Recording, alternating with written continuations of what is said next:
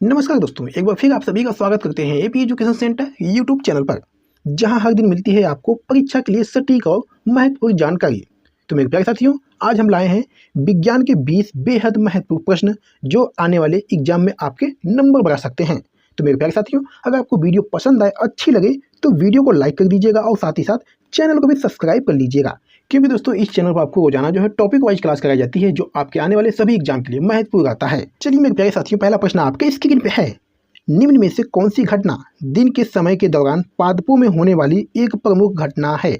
मेरे प्यारे साथियों, मैं आपको बता दूं कि इस वीडियो में जितने भी प्रश्न लिए गए हैं, अगर आपको किसी भी प्रश्न का आंसर पहले से पता रहता है तो अपना स्कोर कमेंट बॉक्स में जरूर दीजिएगा, ठीक है।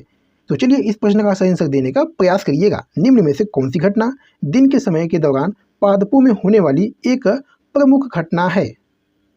तो मेरे प्यारे साथियों, ये O2 का मुक्त होना, O2 का मुक्त होना पादपों में होने वाली एक दैनिक क्रिया का परिणाम है दोस्तों।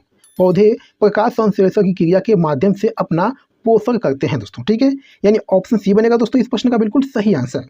चलिए मेरे प्यारे साथियों, क्वेश्चन नंबर 2 देखिएगा। निम्न में से कौन सी शाक यानी दोस्तों जड़ी बूटी केवल भारत में पाई जाती है और जिसका उपयोग रक्तचाप के उपचार के लिए होता है? चलिए इस प्रश्न का सही आंसर देने का प्रयास करिएगा दोस्तों।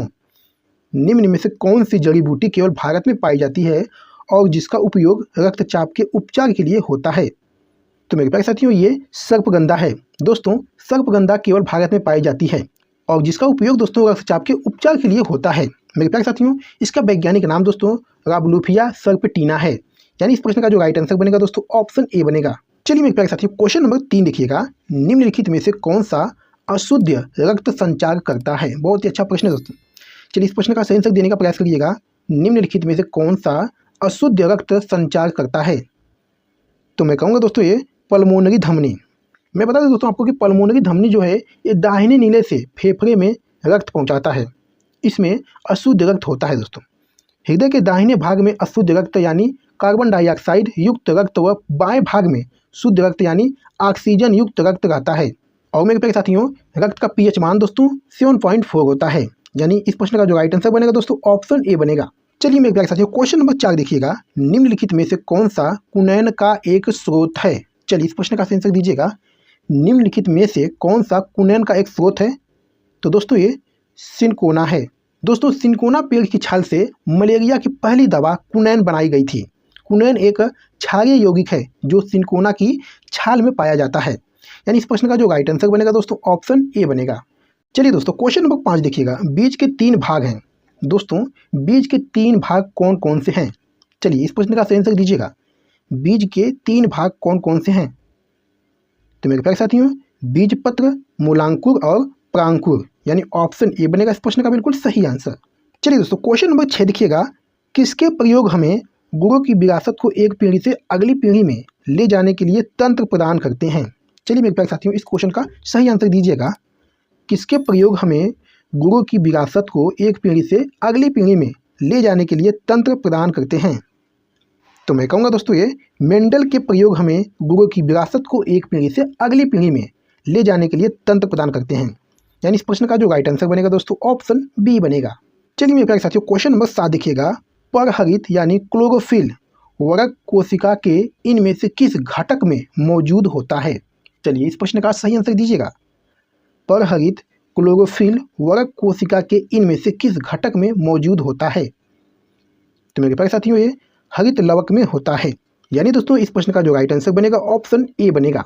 चलिए मेरे प्यारे साथियों, क्वेश्चन नंबर 8 देखिएगा। कौन सी ग्रंथि केवल यौवन तक सक्रिय रहती है? चलिए इस प्रश्न का सही आंसर दीजिएगा। कौन सी ग्रंथि केवल यौवन तक सक्रिय रहती है? तो दोस्तों ये थाइमस ग्रंथि। दोस्तों थाइमस ग्रंथि दोनों फेफड़ों के बीच पसलियों के पीछे स्थित होती है। यौवन प्रारंभ होते होते यह सिकुड़ने लगती है और बाद में त्वचा का रूप ले लेती है दोस्तों, ठीक है। यानी ऑप्शन सी बनेगा दोस्तों इस प्रश्न का बिल्कुल सही आंसर। चलिए मेरे प्यारे साथियों, क्वेश्चन नंबर 9 देखिएगा। ऑस्टियोपोरोसिस किस रोग से संबंधित है? बताइएगा इस प्रश्न का सही आंसर क्या बनेगा। ऑस्टियोपोरोसिस किस रोग से संबंधित है? तो मेरे प्यारे साथियों ये हड्डी से संबंधित है। इस रोग में दोस्तों अस्थियां जो है कमजोर हो जाती है और फ्रैक्चर का खतरा बढ़ जाता है। यानी इस प्रश्न का जो राइट आंसर बनेगा दोस्तों ऑप्शन सी बनेगा। चलिए मेरे प्यारे साथियों, क्वेश्चन नंबर 10 देखिएगा। मानव शरीर की त्वचा का सबसे बाह्य परत क्या कहलाती है? चलिए इस प्रश्न का सही आंसर दीजिएगा दोस्तों। मानव शरीर की त्वचा का सबसे बाहरी परत क्या कहलाती है? तो मेरे प्यारे साथियों ये एपिडर्मिस कहलाती है, यानी ऑप्शन सी बनेगा दोस्तों इस प्रश्न का बिल्कुल सही आंसर। आपको ध्यान देना है, मानव शरीर की जो सबसे बाहरी परत होती है, जो बाहरी त्वचा होती है, उसे दोस्तों एपिडर्मिस कहा जाता है। चलिए दोस्तों क्वेश्चन नंबर 11 देखिएगा। किस प्रकार के ऊतक में एक समान कार्य करने वाली विभिन्न प्रकार की कोशिकाएं होती हैं? चलिए इस प्रश्न का सही आंसर क्या बनेगा दोस्तों? किस प्रकार के ऊतक में एक समान कार्य करने वाली विभिन्न प्रकार की कोशिकाएं होती हैं? तो दोस्तों ये जटिल ऊतक में, यानी ऑप्शन बी बनेगा दोस्तों इस प्रश्न का बिल्कुल सही आंसर। चलिए मेरे प्यारे साथियों क्वेश्चन नंबर 12 देखिएगा। पोलियोमाइलाइटिस किसकी वजह से होता है? चलिए इस प्रश्न का सही आंसर दीजिएगा। पोलियोमाइलाइटिस किसकी वजह से होता है? तो मेरे प्यारे साथियों ये विषाणु की वजह से होता है, यानी ऑप्शन बी बनेगा दोस्तों इस प्रश्न का बिल्कुल सही आंसर। चलिए दोस्तों क्वेश्चन नंबर 13 देखिएगा। हमारी आंखों में लेंस का काम क्या होता है? चलिए इस प्रश्न का सही आंसर दीजिएगा दोस्तों। हमारी आंखों में लेंस का क्या काम होता है? तो दोस्तों आंख की फोकस दूरी को बदलना। दोस्तों जब किसी वस्तु से चलने वाली प्रकाश की किरणें कार्निया पर पहुंचती है तो अपवर्तित होकर नेत्र में प्रवेश करती है। इसमें दोस्तों रेटिना पर वस्तु का उल्टा प्रतिबिंब बनता है, तब वस्तु हमें दोस्तों सीधा दिखाई देता है। ठीक है, यानी इस प्रश्न का जो सही आंसर बनेगा दोस्तों ऑप्शन सी बनेगा। दोस्तों क्वेश्चन नंबर 14 देखिएगा। मानव शरीर की सबसे छोटी हड्डी कौन सी है? चलिए इस प्रश्न का सही आंसर दीजिएगा। मानव शरीर की सबसे छोटी हड्डी कौन सी है? तो दोस्तों ये स्टेपिज है। दोस्तों मानव शरीर की कान में स्थित स्टेपिज सबसे छोटी हड्डी है। वहीं दोस्तों मानव शरीर की सबसे बड़ी हड्डी जांघ की फीमर होती है। शरीर की दोस्तों सबसे मजबूत हड्डी दोस्तों जबड़े की होती है। ठीक है, ये सभी आपको याद रखना है। यानी इस प्रश्न का जो सही आंसर बनेगा दोस्तों ऑप्शन बी बनेगा। चलिए मेरे प्यारे साथियों अगला प्रश्न है, इनमें से कौन सा जंतु बाकी तीन से भिन्न है? चलिए बताइएगा, ऑप्शन दोस्तों देख के बताइएगा। इनमें से कौन सा जंतु बाकी तीन से भिन्न है? तो दोस्तों ये समुद्री घोड़ा। दोस्तों आपको बता दें कि मगरमच्छ, कछुआ और मेढक ये दोस्तों टेट्रापोडा के अंतर्गत आते हैं, जबकि दोस्तों समुद्री घोड़ा को मत्स्य वर्ग में रखा गया है। ठीक है, यानी इस क्वेश्चन का जो राइट आंसर बनेगा दोस्तों ऑप्शन ए बनेगा। चलिए मेरे प्यारे साथियों क्वेश्चन नंबर 16 देखिएगा। इनमें से कौन सी बीमारी सामान्यतः मच्छरों द्वारा फैलती है? तो दोस्तों मच्छरों द्वारा फैलने वाली बीमारी दोस्तों है मलेरिया। ठीक है, यानी ऑप्शन ए बनेगा इस प्रश्न का बिल्कुल सही आंसर। चलिए दोस्तों क्वेश्चन नंबर 17 देखिएगा। किस प्रकार का पुनर्जनन अधिक विविधता ला सकता है? चलिए इस प्रश्न का सही आंसर दीजिएगा। किस प्रकार का पुनर्जनन अधिक विविधता ला सकता है?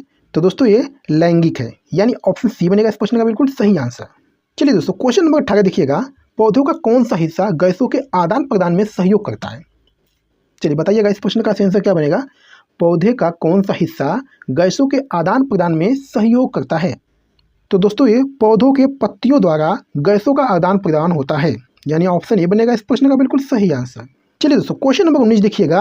ए, बी और ओ खून ग्रुप प्रणाली का आविष्कार किसने किया था? Very very important question. चलिए इस प्रश्न का सही आंसर देने का प्रयास करिएगा दोस्तों। ए, बी और ओ खून ग्रुप प्रणाली का आविष्कार किसने किया था? तो दोस्तों ये कार्ल लैंडस्टीनर ने किया था। आपको बता दें दोस्तों कि ब्लड ग्रुप की खोज सबसे पहले नोबेल पुरस्कार विजेता कार्ल लैंडस्टीनर ने सन 1900 में किया था। उन्होंने बताया कि ब्लड ग्रुप से संबंधित तत्व रुधिर के लाल, रुधिराणु तथा प्लाज्मा में पाए जाते हैं। ठीक है दोस्तों, लैंडस्टीनर ने मात्र 3 समूह ए, बी और ओ की खोज की थी। यानी इस प्रश्न का दोस्तों जो राइट आंसर बनेगा ऑप्शन डी बनेगा। तो मेरे प्यारे साथियों इस वीडियो का लास्ट क्वेश्चन है, हमारे शरीर की हड्डियों में कौन से ऊतक पाए जाते हैं? चलिए इस प्रश्न का सही आंसर दीजिएगा दोस्तों। हमारे शरीर की हड्डियों में कौन से ऊतक पाए जाते हैं? तो मेरे प्यारे साथियों ये संयोजी ऊतक पाए जाते हैं, यानी ऑप्शन ए बनेगा दोस्तों इस प्रश्न का बिल्कुल सही आंसर। तो मेरे प्यारे साथियों वीडियो के ऊपर समाप्त करते हैं। आज की वीडियो में बस इतना ही। अगर वीडियो को पसंद आई है, अच्छी लगी है तो वीडियो को लाइक कर दें और चैनल पर नया है तो चैनल को भी सब्सक्राइब कर लें, क्योंकि दोस्तों इस चैनल पर आपको रोजाना जो है टॉपिक वाइज क्लास कराई जाती है, जो आपके आने वाले सभी एग्जाम के लिए महत्वपूर्ण रहता है। तो चलिए फिर मिलते हैं आपसे अगली वीडियो में किसी महत्वपूर्ण टॉपिक पे। तब तक के लिए धन्यवाद।